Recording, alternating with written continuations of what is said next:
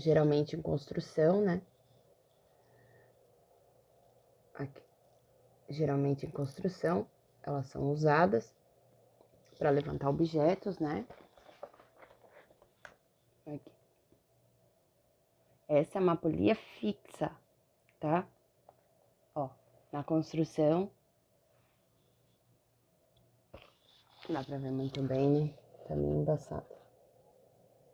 Mas é assim, ó, que elas funcionam, tá? Essa é a polia fixa. É uma espécie de rodinha, né? Que fica presa, passa uma corda pelo meio, e aí você puxa a corda de um lado e levanta o balde do outro. Você tem que fazer uma força igual ou maior para poder levantar qualquer objeto pela polia fixa, tá? Já a polia, ó, lembrando que eu pulei a parte dos parafusos pro final, tá? Que é da página 175 e fui pra página 176, agora 177, ok? Aí eu vou explicar a engrenagem e parafuso depois, tá bom?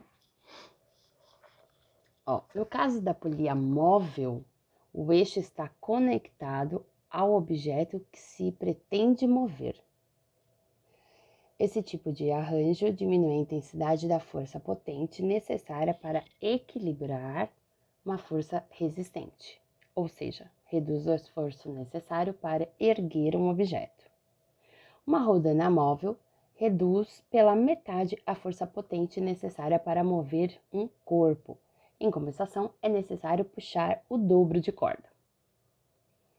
Polias móveis são geralmente usadas em conjunto com polias fixas, formando uma associação de polias. Observe a figura. Então, quando o objeto é muito pesado mesmo, que no caso aqui é um ferro, eles usam duas polias, né? Uma polia presa na outra, ó. Uma tá fixa, ó, a polia fixa tá aqui, no teto presa. A outra tá presa nela e mais no teto também. Só que ela tá presa no teto, presa nela, para poder levantar uma coisa muito pesada. Geralmente esses pesos aqui são de ferro. Então essa é uma polia móvel, junto com uma polia fixa, tá? Para levantar coisas mais pesadas. O problema disso é, como ele disse aqui, o livro, você vai puxar o dobro de corda que você puxaria com uma polia fixa. Porém, às vezes só a fixa não aguenta o peso do objeto. Então você tem que dividir o peso para não ficar pesado para nenhum dos aparelhos, para não quebrar, né? Para nenhuma das máquinas quebrar, né? Vou falar de engrenagem, que é rapidinho, e volto para falar do parafuso, tá? Engrenagens. O movimento circular de uma roda pode ser transmitido a outras. Isso pode ser feito, basicamente, por contato direto ou uso de uma correia ou corrente. As engrenagens são rodas dentadas utilizadas para transmitir o movimento circular. Elas podem estar em contato direto ou conectadas por meio de uma corrente. E os dentes evitam que as engrenagens girem em falso, isto é, que uma engrenagem escorregue na outra. Então, ó, foi o exemplo que eu disse da bicicleta, ó. A engrenagem, ela tem dentinhos, ó. No carro tem engrenagem? Tem engrenagem. Na bicicleta tem engrenagem. Na motocicleta tem engrenagem. Tudo para fazer a roda girar, tá bom? Correia dentada, enfim. Todo o maquinário, né? Para fazer as rodas girarem. Um exemplo comum de uso das engrenagens é a bicicleta. Uma engrenagem fixa aos pedais se conecta a uma corrente e a outra engrenagem presa à roda traseira. Ao aplicar força nos pedais, ela é transferida para a roda traseira, fazendo a bicicleta se mover. As engrenagens podem ser utilizadas para alterar a velocidade de rotação que é transmitida. Então, ó, Vocês estão vendo aqui, ó. A engrenagem aí, ó. É aquilo que eu falei pra vocês. A engrenagem menor fica presa na roda. A engrenagem maior fica presa no meio da bicicleta, ó.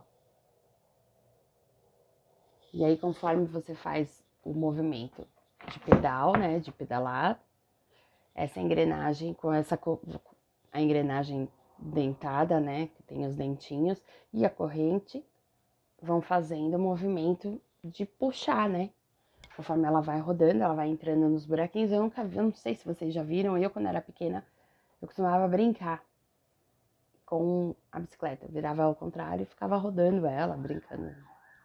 Brincando, até o dia que eu prendi o dedo. Aí nunca mais brinquei. Mas essa é a função dela, por isso que na corrente tem os buraquinhos e na coroa tem os dentinhos, que é o nome da engrenagem, né? E aí uma encaixa na outra e faz o movimento certinho. Ai, meu, já ouço. Os meninos que andam de bicicleta, eles sabem do que eu vou falar agora. Ai, professora, tirei a corrente da catraca. Pode acontecer, às vezes a pessoa tá andando muito rápido e aí esse movimento se perde. E a corrente, ela escapa da catraca. E aí a bicicleta, você pode ficar pedalando lá o tempo que for na sua vida, que ela não vai pedalar. E aí a pessoa, o que que a pessoa tem que fazer? Ela tem que encaixar de novo a corrente na catraca, que dá um trabalho do caramba pra fazer, né? Mas acontece e é ruim, bem ruim. E aí o que que acontece? Se quebra, pode quebrar, pode soltar, a gente espera que só solte, porque tem conserto, né? Se quebrar vai ter que mandar arrumar e tal. Mas é isso que acontece, você já não consegue mais pedalar a bicicleta, tá?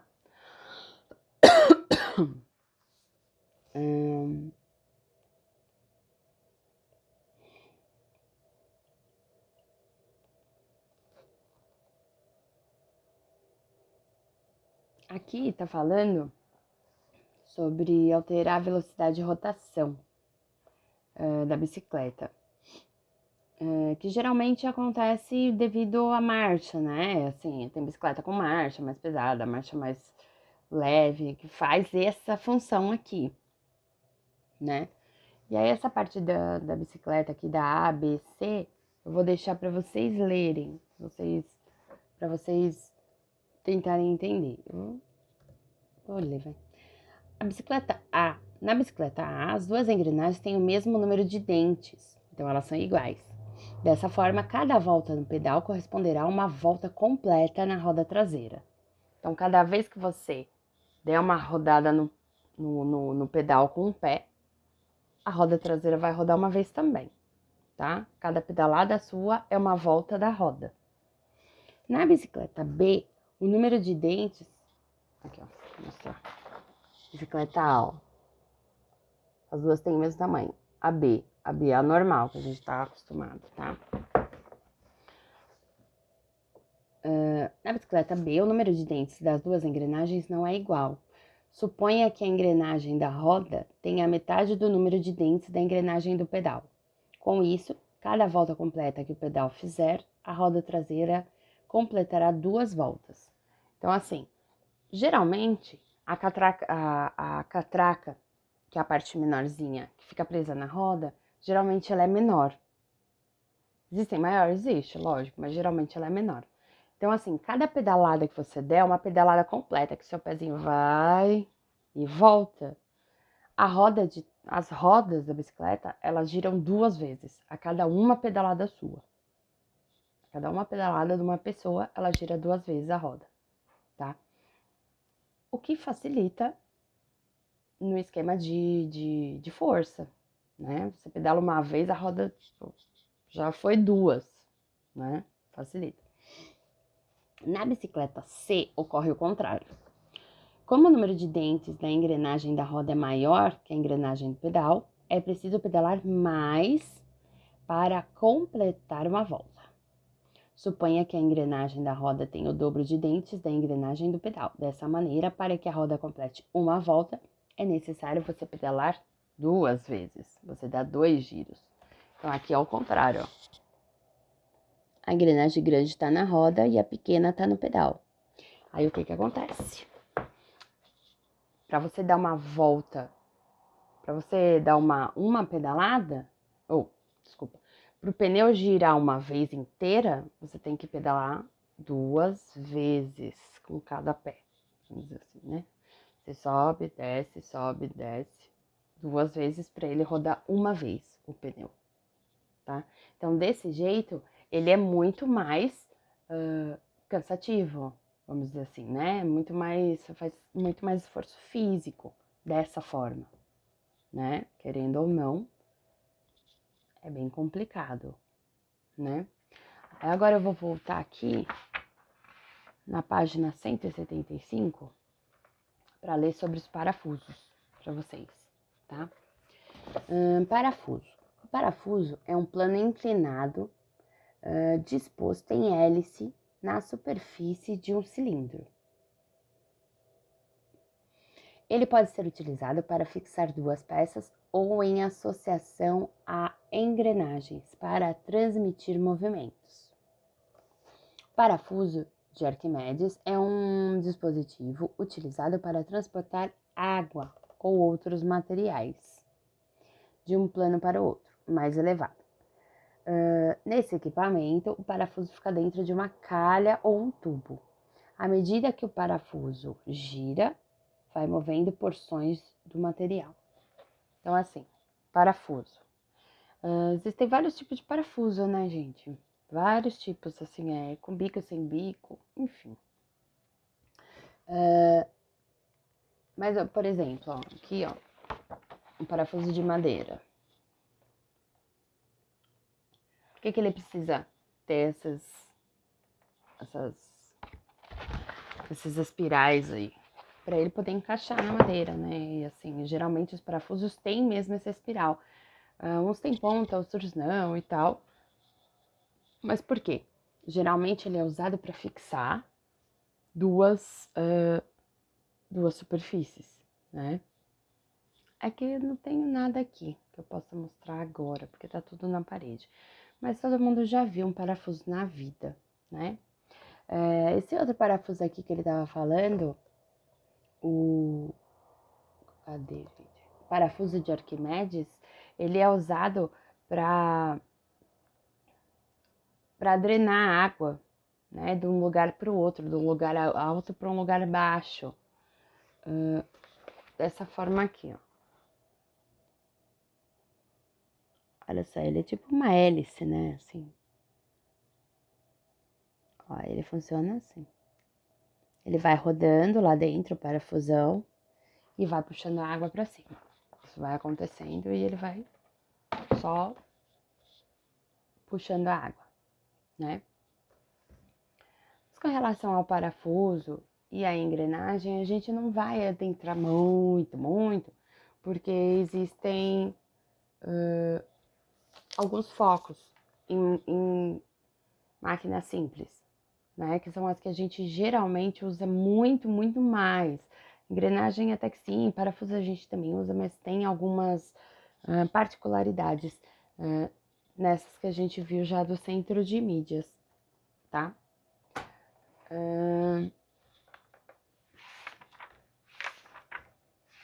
Espero que eu tenha conseguido explicar bem para vocês. Qualquer dúvida, me chamem no privado, como eu já falei para vocês, tá? Não se acanhem, tá bom? Existem outras máquinas simples, mas por enquanto eu vou ficar por aqui com vocês, tá?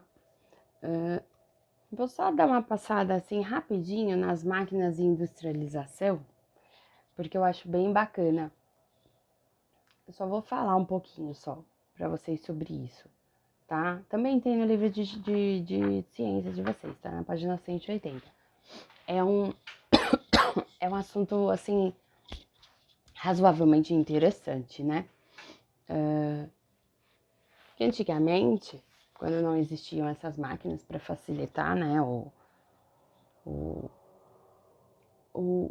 para facilitar o trabalho para os humanos, né, eles usavam a força animal. Antigamente, as primeiras máquinas, elas eram movidas à força animal. Por exemplo, tem uma aqui, ó. Era um moedor, ó.